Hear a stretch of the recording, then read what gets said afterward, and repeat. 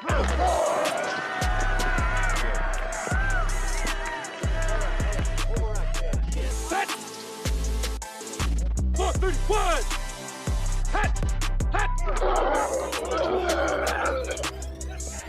what's up, everybody? Welcome to the Sunday Morning Quarterback. We are a podcast of three pastors who love ministry, leadership, and sports. The gang is back together. Adam, you are out of the sick house. How you feeling, sir?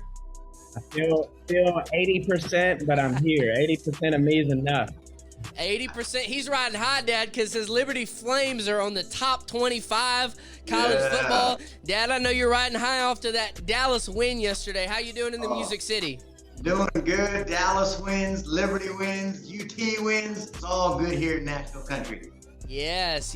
Well, hey, guys, welcome to the Sunday Morning Quarterback. It's good to be with you.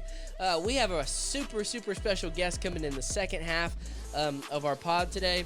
Pastor Rob Hardy, who goes way back with us from the Go Tell days, and now he is the newest campus, or he's launching, helping launch the newest campus at the Summit Church, which many people know the Summit.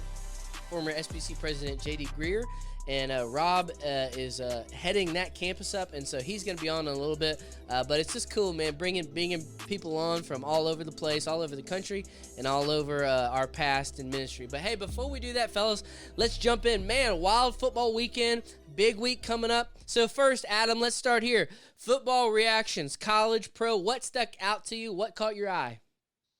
I'm going to stay in the pro ranks this time, and I'm gonna look at two teams on the West Coast. First is the 49ers, having acquired my guy CMC from my Panthers. Yesterday he throws for a touchdown, runs for a touchdown, and catches a touchdown. We knew that he was heading to a fairly loaded roster, a team that's almost won a Super Bowl in recent years. And, man, it looked scary because he did all of that without Deebo Samuel out there. So I think San Francisco, not that they needed a big boost, but I think they needed that to really separate themselves in the NFC. I think right now they are the class of the NFC. So that was interesting just to watch how that would transpire. And the second one that I can't help but notice is the Las Vegas Raiders. Yep. Losing yesterday 0-24 to the Saints. And I don't remember which of you gentlemen picked them to win, but it doesn't look good now. They're 2-5.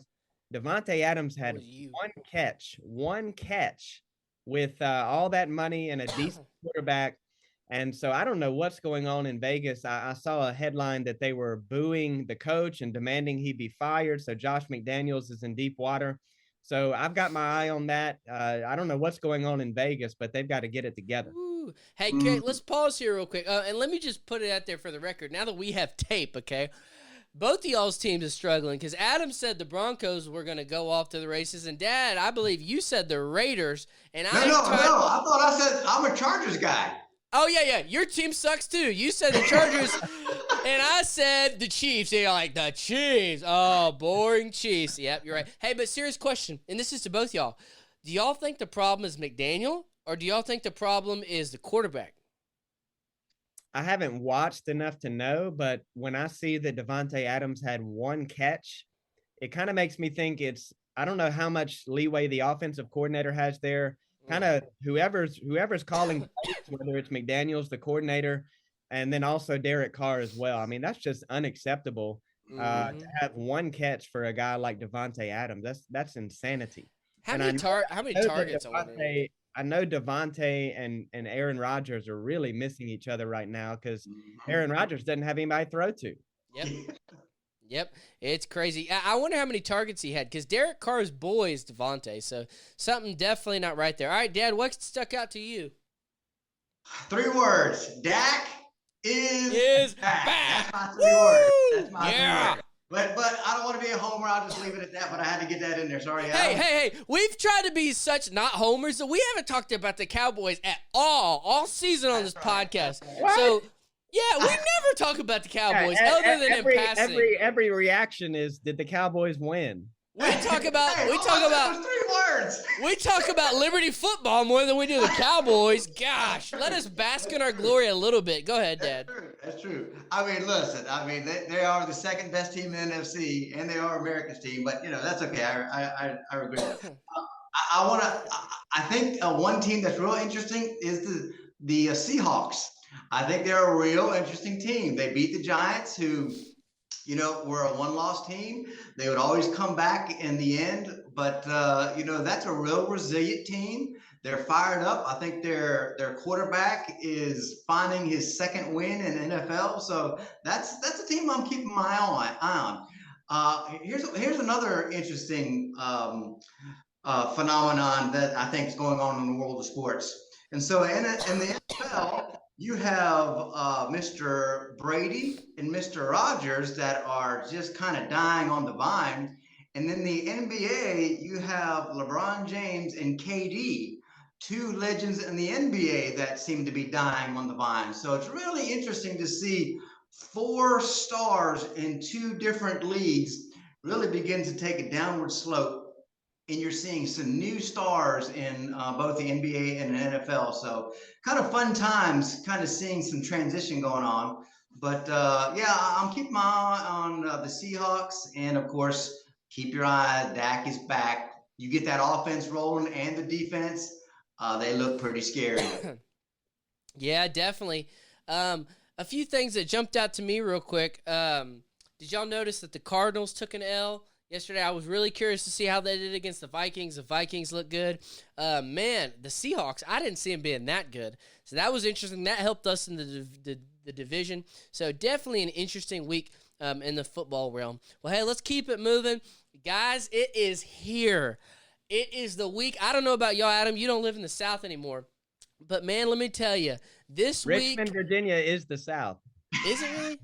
Yeah, it's like the centerpiece of where the Confederate, You don't live in the football South, okay? Because everybody is licking their chops as they get ready for the Georgia-Tennessee game. So, fellas, here in a minute, at the end of this, we'll talk about our college football playoff predictions. But before we do that, Dad, I'm going to start with you. Georgia, Tennessee, and we're going to put this clip out there for all the people to hear and be educated for this game. Who you taking? I have to be careful because so many in our church are Tennessee fans, but I have to be real and I have to be truthful. And remember, I picked Georgia to win the whole thing from the very beginning. So I've got this dilemma on both sides, but at the end of the day, you got to look at the tape and you got to look at what you see. And what I see right now is the Tennessee Vols. Yeah. I think the Tennessee Vols are going to beat Georgia. I'm just not sold on this vaunted Georgia defense, and I'm not really sold on a vaunted Georgia offense. I am sold and have seen it against Bama. This offense do some real damage. So at the end of the day, I'm going to pick the one that has the highest ceiling, and the highest ceiling of all of them is that Tennessee Vols offense. I'm saying go Vols. He's saying Rocky Top. Now, half his congregation Tennessee fans, so I'm not going to say that's influencing his pick. He don't want to have his church members coming after him. That's an interesting point. Adam, who you taking? Yeah, I'm right there with Joe. I think it's the eye test. And when you watch their games and they're hanging 50 on everybody. Yep. So you've got to slow their offense down. And even if you slow their offense down, you've got to put points on the board yourself. Mm-hmm. And so I don't see Georgia doing that. I think it'll be a fight. I don't think Tennessee's just going to ramrod or anything. But I don't think Georgia is going to play them as well as Bama did because they don't have the type of quarterback that Bama does in Bryce Young. So I see Tennessee probably pulling away somewhere around the end of the third quarter, early fourth quarter, and probably winning by 2 touchdowns or something. And good old Rocky Top. They will be number 1 in the nation without reservation. Wow. Hey, let Yes. me tell you, my church of Georgia fans is rolling in their grave right now hearing you say that. Oh my gosh. All Okay, right, so let's hear you. So let's Yeah, hear who you. you so- picking, big boy? Whoa. I got both. I got Tennessee and Georgia fans, but I give a little truth serum to the Georgia because I've been paying attention. Now, So you live in Georgia, though, right? I'm about to give it to you. The Give it to me. unbiased opinion. Georgia has two really good tight ends. Remember last year? Oh, there it is. That's what's Whoa, going to whoa, win the game. Two tight ends. No, Adam, no, they got no, two no, tight no, ends. no, That's no, it, man. It's over. No. Forget our Tenny- Heisman Trophy candidate. No, let me finish. Hey, let me finish. This is like Stephen A, baby. I got to roll it up for you because Tight Tennessee. ends. I'm picking Tennessee to win. I'm Okay, picking okay. Tennessee to win. But Georgia has two really, really good tight ends. Now, Stetson Bennett against Missouri. They couldn't protect him up front. They got whipped up front. Now, Tennessee's defense, everybody was saying they were subpar. Then they shut Kentucky down. So the question is, who wins on the front line? Okay, that's on Georgia's side. So for Georgia to have a shot, I don't think they're going to get blown out. But Stet's got to play real high, and they got to use the tight ends, okay? On Tennessee's side, they need to test them corners right out the gate. If you watch Tennessee, Alabama, they were throwing at the corners. They had them way out. Hendon Hooker, you want to be a first-round draft pick? Here you go, baby. Show us what you got. And so I don't think they're going to I don't think Georgia can keep up with Tennessee. Now, all the Georgia fans are like, we're going to show up. We're going to show up. Well, we're going to see how good your defense is. And so it's going to come down to Hooker and his arm. I think if you try and run the ball on him, I think Georgia can neutralize that. I don't think, Pickens, have y'all seen Pickens, Georgia's receiver from last year at the Steelers, tearing it up. I don't think they have a Pickens this year. Their tight ends are going to have 10 catches. And that's the question. Can Georgia keep up? And can Georgia slow that offensive down? I say no. I say it'll be 30. I say 36-34 is what I say. I think they can get that many points, but it'll be an interesting. And here's another thing. The game's in Athens. The Alabama game was in Knoxville. So Tennessee doesn't always play a clean game, but they pretty much played perfect against Alabama. So we're all riding with Rocky Top. Hey, and maybe if Tennessee wins, we'll play Rocky Top on our show next week as our theme music as we end. And we are not Tennessee fans by any stretch of the imagination. But we're riding with you. All right, Kinda. My wife would like that. She would approve. she would like yeah. that. Oh, Basically, yeah. when Adams Carolina didn't do it good, he just jumps on the Tennessee bandwagon. No, it's just they're not a football school. They're not a football school. But hey, Liberty might beat a bunch of them teams right now. Who's not a football school? Where is Carolina ranked right now? 15th. Yeah, we'll see. We're We'll see. just all coming. All my teams are coming.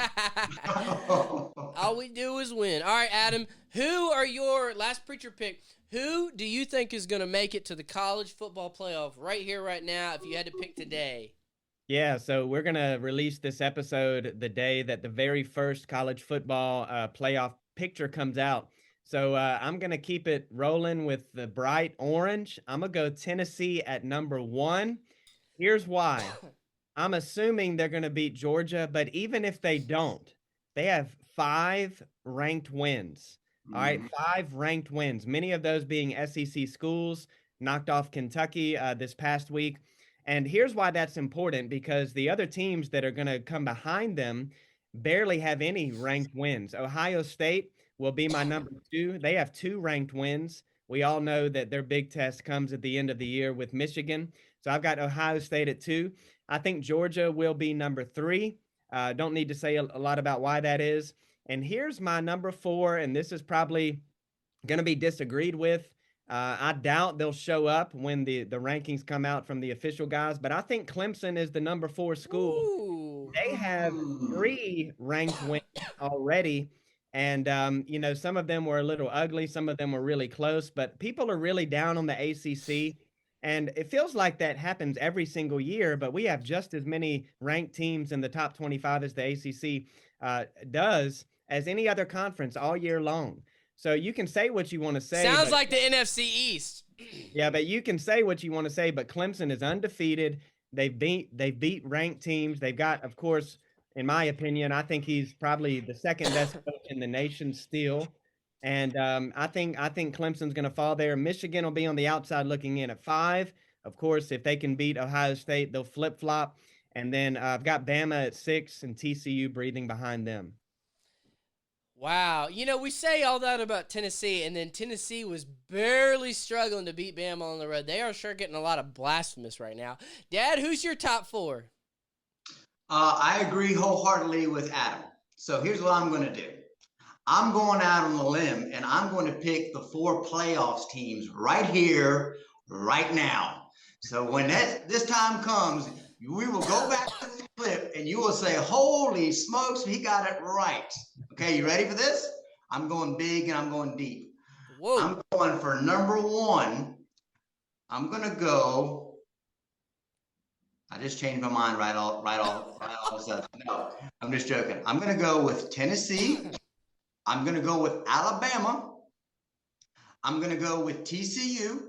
Woo! And I'm going to go with Ohio State. That wow. 4 teams represented. Because, and here's the logic. I think Tennessee's going to beat Georgia. And then I think Tennessee will play Alabama in the SEC finals and the championship. And I think Alabama will win that game. That will take away Georgia, and they'll put Tennessee and Alabama. I don't think anybody's going to beat TCU. They will be undefeated. And I don't think anyone's going to beat Ohio State. They will be undefeated. And I think TCU will have a better strength of schedule over Clemson. The ACC, they just got little teams. North Carolina State, of course, those teams. So those aren't any teams. They play good basketball. They can't play good football. Clemson will be undefeated, but they won't have enough good teams that they beat. I think the rest of them will. So mark it down. Alabama, Tennessee, Ohio State, TCU will be in your Final 4. Now, what happens Wait a minute. Adam, what do you disagree with? I think Clemson's going to end up in the Final 4.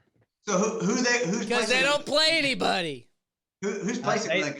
Again, they've beat 3 ranked teams already, and they're probably going to meet UNC in the ACC championship. We know who's going to win that one. Whoa.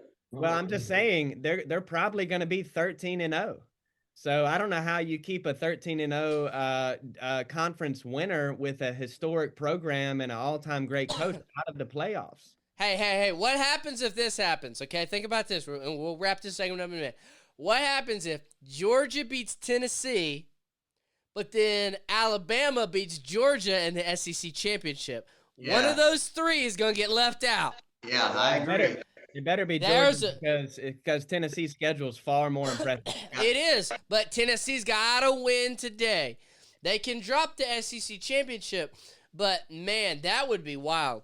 I tell you what, if there was ever a time that we needed more teams in the playoff, it's this year. There's a lot of good teams out there. And there's always that chance that they could say, Alabama, Georgia, Tennessee, Ohio State, and Clemson get left on the back burner. So, yeah. Who knows? Well, Adam's right. I do not see them losing. And so if they make it in, I'm not going to be surprised at all. It's just so tough with Alabama, Georgia, and Tennessee. Between those 3, anything can happen. They can beat each other on any given day.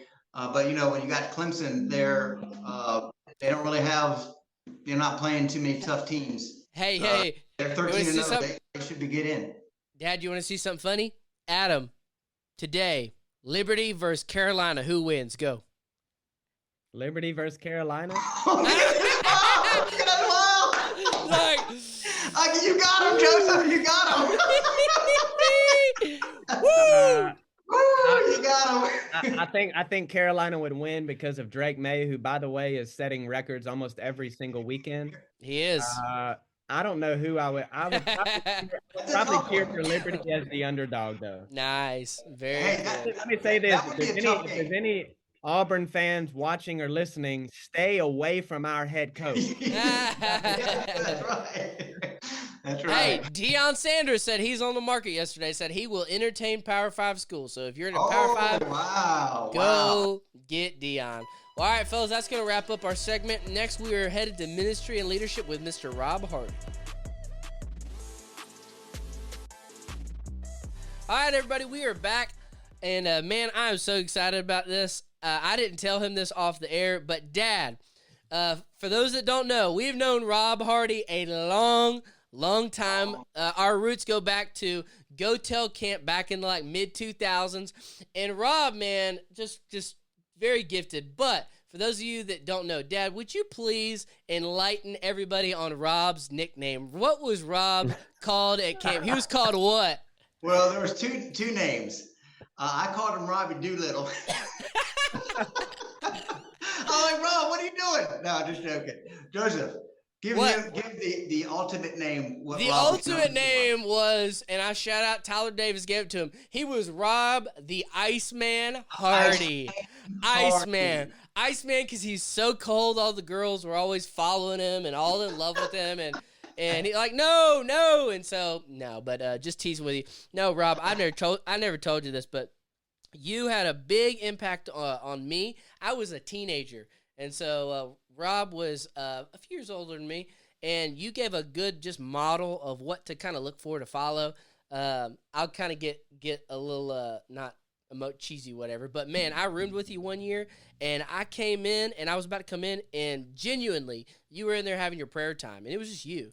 And it was you were on your knees, you were praying, had a whole summer, and that always stuck with me. And so I've always admired your heart for ministry, your heart for family. And so you always, even though you're in a different state now, man, we talk about you all the time. So happy to bring you on the pod. Want to throw a few questions your way. Hey, wait a minute. I have a Rob Hardy one. Go for it.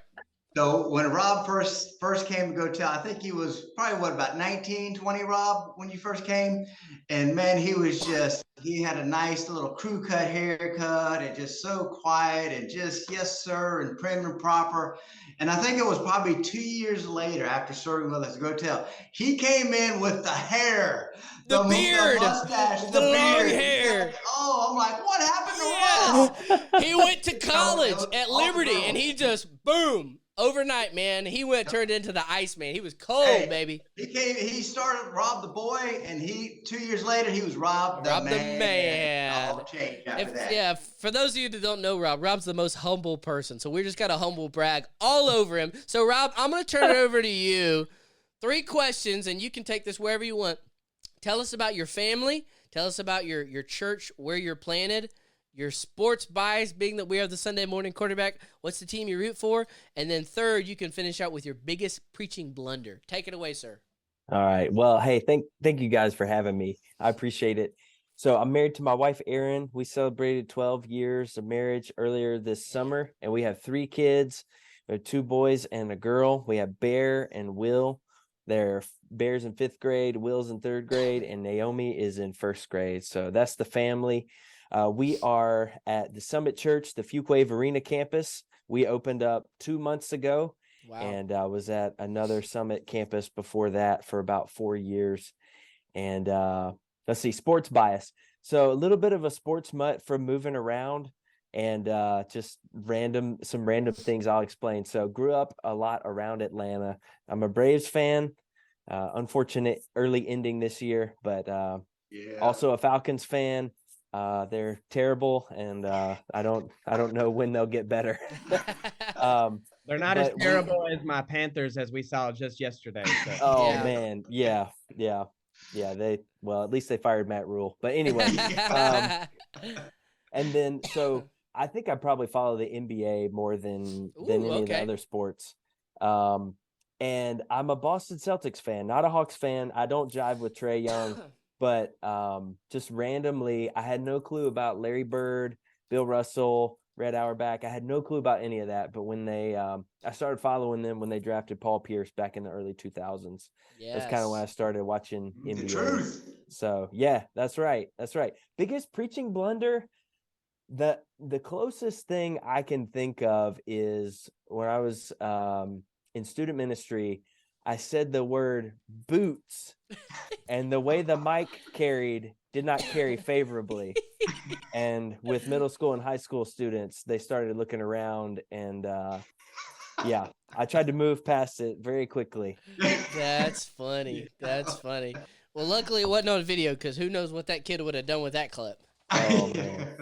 That's funny. Well, hey, one of the things, Rob, that we were just talking about, is, man, I think the most fun thing for us is in ministry all the time. We used to say, man, I would love if our friend Rob could meet Adam, or Dad, I'd love if you could meet our friend Russell in Texas. But because of Zoom and because of the way the world works now, we can do that. Yeah. And so it's just been so fun chopping up sports and ministry. But also, Rob, we've been interviewing different pastors around the country. We interviewed Griffin Gulledge last week, pastor in Georgia, and several others. And so, but you have such a unique perspective. For those of you out there, we have ministry people, and then we have people that are just your everyday churchgoer, volunteer. The Summit Church, and I'll go ahead and say this, Rob, for you guys are a standard bearer for not only the Southern Baptist Convention, but for evangelical churches in America. Pastor J.D. Greer, former Southern Baptist president, and just a super successful, healthy church. Y'all wear the mantra of like the most sending church, planting churches. And so for us here at the beginning of our conversation, we'll have two questions. But Rob, the first question I wanted to ask is, would you just kind of take us behind the curtain, and what would you say are some of the reasons why Summit Church has been so successful? Yeah, it's an interesting question. So I think a lot of it is because of prayer. So the Summit Church started as Homestead Heights Baptist Church, a mission church of another church in Durham, by a man named Sam James, who's in his 90s, and he and his wife were supposed to go overseas to Vietnam, and they got delayed. I think it was because of a health reason, or something like that. They had to stay stateside for another year, and during that time, they planted this Homestead Heights Baptist Church, and then he preached opening Sunday and then left the next week to go to Vietnam. Wow. So sending and missions are very much in our DNA as a church from before the church ever started. And then Pastor JD came in 2001, but during that time there was an interim pastor. There was the pastor before JD. I believe he had a marital affair, really rocked the church. But after he was removed, there was an interim pastor named Dr. Keith Idle, who was at Southeastern Seminary at the time, and really helped stir the church's heart for missions during that time, and also increased some people when they were dealing with these challenging situations and where do we go as a church and just real difficulties. They would, instead of meeting up to, the meeting after the meeting or the meeting before the meeting, it was the prayer meeting. They would get together at people's homes and pray. Mm-hmm. So God was really doing a lot in the heart of what was then Homestead Heights Baptist Church. And Pastor JD, if he was on here, he would say he caught a wave of what God was doing at the right time. He was 28. He was coming. He was on staff previously, or on staff as I think he was a college pastor before he was the senior pastor. But God had really done a work in his heart for the nations while he was serving overseas through a couple of years before that time. And God has he's used, I think, two things. God has used the open-handedness that we have tried to have, that we really believe in. If anybody's read Pastor JD's book, Gaining by Losing, that we truly believe sending capacity is greater than seeding capacity. And it's costly. It really is. And I don't mean that just financially, but in terms of sending pastors and staff people and just regular everyday church members, church people to go and be a part of church planting launch teams is really what God has used, but it's also been costly at the same time, because people who have been friends with some of not only our pastors and staff, but shared life in some hard situations with church folks,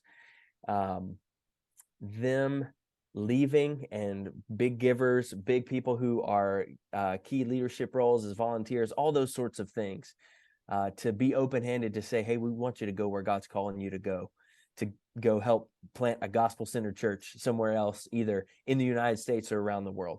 That's been one thing. And then I think Pastor JD's unique giftings. Yes, he's a very gifted, anointed preacher, but also he's got a unique capacity. He's got a high capacity that I believe is hard for other people to replicate.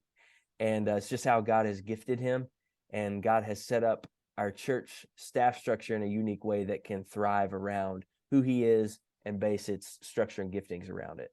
Yeah, I think it's and as an outsider looking in, you see God's providence and just a few things he said, because JD, he is, like you said, a gifted preacher, communicator, but it's not just that, it's the way he communicates, very fast paced, kind of knows what's going on in a cultural way. He's not a cultural preacher by any means, but to have spent time overseas and to have that burdened for missions, and then to serve as a college pastor, and then to be in that church in the Research Triangle where you've got NC State and Chapel Hill and the school that will go unmentioned. It's just like a recipe for God to work, and it's just neat to watch how God has done that. Um, I've got a question though, because if you're starting up a new campus for Summit, and I just pulled it up, it looks like you guys are about 45 minutes south of RDU. You know, the college atmosphere, all of those college students that make up such a large part of the other campuses, probably the main campus, I would assume. Not that you're not going to have any of that, but it is a different, dichotomy. So how are you guys preparing for that? Not that you're in the country by any means, because I know Apex and where you're going are suburban in a way, but how's that going to look different? Yeah, so it's interesting. So I was at our Apex campus for about 4.5 years before this new campus. And it is a campus that by and large doesn't have many college students. So we have a commuter school in our area called Wake Tech, and you can get your associate's degree there or just take some credits. And so we have some college age folks who are schooling through there. So and about 400 people from our Apex campus left to go start this new campus in Fuquay-Varina. So they were kind of used to that in a way, but at the same time, hearing how God has worked in the history of our church and how he's used college students, that's something in my own heart that I've wanted to see God do more of. So interestingly, we're about 25 minutes from Campbell University. So we have been able to, and they're in Bowie's Creek, which is a small town. And I talked to one of the college students who grew up at the Summit, and who goes to Campbell, and she said anybody I know who is part of a church, they drive to Fuquay-Varina or further. So it's been interesting to see, as we've opened, we've been able to connect with a small group of college students. So we're trying to figure out, what does it look like for us to reach them, engage them, disciple them in meaningful ways. Our first plan is to start with like a college Bible study, basically, that meets in a home during the week. But it's a place where there are believers, but at the same time, there's a lot of lostness there. So we're trying to figure it out, is the short answer. Dad? Yeah, I have a question for you, a personal question. Yeah. So being at a church, at that size and magnitude and influence, how is that church influenced, or the imprint that church and the leadership structure of that church made upon personally, as a man, as a husband, as a father, and ultimately as a pastor? What have they done to just imprint you in a good way that's helped you further your ministry? That's a great question. So from our top leadership all the way down, the sentiment that has been expressed in different ways is basically what you can give to our church is your best self, your most godly self. When I sat through interviews to be a campus pastor and go and walk through that process, I asked the question, well, what do you guys expect of a campus pastor? They said, we need and want a man who walks with God. So spiritual vitality and fervency is something that is not just something that's talked about. It's something that is encouraged and challenged and expected. Eugene Peterson has this really interesting quote where he says that the scary thing about ministry is that you can learn to do it. And that's not who and how we want to be at the Summit. We want to be people who are, as our mission statement says, we're following the Holy Spirit. So I've tried to learn what it means more to follow the Holy Spirit, to to realize that it's more important that my supervisors and our leadership, they care more about the dad and the husband I'm being at home than they do the pastor I'm being to our congregation. So those things have been very, very impactful for me. Cool. Hey, Rob, real quick, in a church that size, there are different sides of the coin. There is the ministry side of the coin. While it's not all the time most important, you got to have the spiritual side. But a lot of times, my dad or Adam, they're big visioneers, but there's got to be somebody to help build the structure and all that. So can you kind of take me behind the curtain, just let me geek out for a minute? Well, I start in a new church, as far as teams and ministries and leaders and training and all that, where have you guys 2 months in? What have y'all, obviously you got to build it over time. And a lot of churches will say, a campus is a sibling, but the sibling might look different. You're in a different demographic. So how much of that comes from the mothership, and how much you guys personalize? Where have you started to look to build first, and, system strategy, people? Just what are your thoughts on all that? Yeah. So in terms of training and structure and support, as we were building our launch team and hiring new staff and all those sorts of things, we were resourced really, really well from our central ministry support team, which is a huge gift. I thought during that process many times about how people who were planting a church, they'd be thinking about finances and facilities and HR and insurance and payroll and all those things. All of that, like we don't do anything with that because it's so well taken care of by our central teams. So we do take what we have wherever we go in terms of our systems, whether it's recruiting or way we beef up our serving teams or how our ministries function on a Sunday morning. We do take all of that with us, but we do have flexibility to contextualize it as best fits our needs. But our goal is that whatever Summit location you're at, that it feels like the Summit Church, that we have every campus has a first-time guest tent, and every campus you're going to get walked through somewhere if it's your first time. You're not going to get pointed to and talked about, oh, this is over here, that's over there, hope you find it, we're really glad you're here. We're going to walk with you wherever you go. So yes, it'll feel a little bit different because no two locations look exactly the same. But in terms of the sermon that you're hearing and the experience that you're getting in our Summit kids or Summit students, or if it's your first time and walking through our team, our guest services team taking you through, we want that to be as similar as it can be given the variety of locations that we have. Sure. So our campus teams try to learn from our central teams, but ultimately we're given ability to contextualize at the local level. Very cool. Very cool. I have one more question. Yeah, go for it. If there was, we've known each other for a long time, and I know that you have been around and seen a lot of different ministries and different sized churches. If there was one thing that Summit does well, and if there was one bit of advice that you could give to all churches, this one particular thing that bridges all contexts, that you think every church, if they could just do something like this, it would help all churches, no matter the context. Something that you do well, to offer a bit of advice.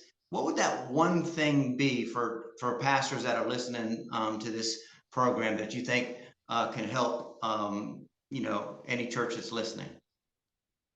Yeah, that's a great question. Keep the mission at the forefront, as it's so easy because there's so many things, whether they are people ministry related or administrative or whatever they may be in different people's contexts, that always want to pull away from time and focus. And to keep the mission at the forefront is core to who we are as a church. It's something that Pastor JD and our leadership do really well, to continue to cast that vision in refined ways. Not that they're always changing it, but that over time it could look differently as we establish our footprint as a church. So keeping the mission forefront, and so that people realize, yes, Jesus came and he died so that free offer of salvation could be made to all people. And that has particular implications for us as God's people. And yet Jesus said, I have other sheep who are not of this fold, and they have to come in also. So it is for us and it is for others at the same time. Very cool. Well, hey, real quick, us being preachers, we tend to be a little long-winded. So this last question, Rob, I know you are a student of the Word, and I know your quiet time is something that you do every day. So I'm going to start with you, and we're going to pass it around the horn. But, guys, let's try and keep this brief, okay, because we could pontificate and go all day. But, Rob, I'm going to start with you as our last word on theology. Rob, what is your favorite book of the Bible and why? Romans. You get, there's so much that's there, and the way Paul lays it out is just incredible. How he talks about salvation and Jews and Gentiles and God's plan before he started the world. There's just so much rich stuff there. Good. Adam, what's your favorite book? I got to go with Matthew, and I'll break the book down systematically for it. No, I'm kidding. I think the obvious reason is Jesus being the first gospel, and the way that it connects the Old and the New Testament together. And I think just from a personal standpoint, I love structure. And, Matthew is very Jewish in the way that he writes that. And I'm a type A personality. So, and on top of that, Sermon on the Mount, if you told me you only get 3 pages of the Bible to pull out for the rest of your life, right there, Matthew 5-7. And, it's just rich from start to finish. I just love the Gospel of Matthew. Cool. Dad? I got to break it. I got 2. I'll make it quick. No, you can't do that. Yeah, come on, man. I'm last guy. I like John. I like John because it's so much different than the other 3. The other 3 are very similar. 90% of John is different.